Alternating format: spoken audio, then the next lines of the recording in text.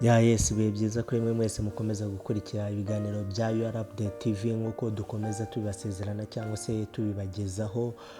Ni inkuru ikomeje kuba yagenda yacicikana nk'ibisanzwe y'umusore DIEGO JOATA umaze iminsi yitabye Imana, ariko si ukuvuga ko yitabye Imana kitugaruye, ahubwo ni uburyo LIVERPOol ikomeje kwitwara muri ibi bihe by'urupfu rwe.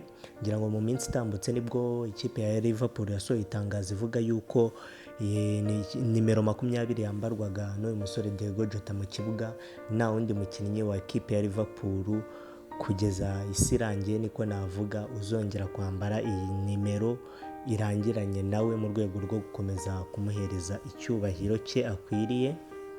Iyi nimero ikaba yagiye ikamanikwa nyine mu kabati, aho azajya yibukwa mbese umuntu uje mu ikipe ya LIVERPOol cyangwa se ubonye nimero 20 akibuka uyu musore DIEGO JOATA mu rwego rwo kumuhereza icyubahiro. Bivuze yuko nta wundi mukinnyi wa ikipe ya LIVERPOol uzigera ubona wambaye nimero 20 mu mugongo. Bivuze iki rero?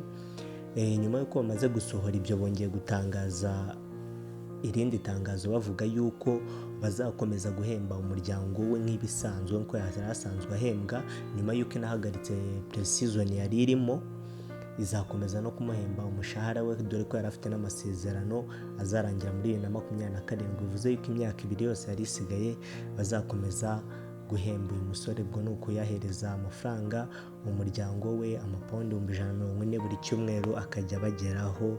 Ni ibintu byiza, ni ibintu by'agaciro guhereza icyubahiro umukinnyi nk'uyu nguyu, cyane cyane nka ikipe yaba yarakiniye igihe akayihesha byinshi bikomeye cyane, n'iby'agaciro gakomeye.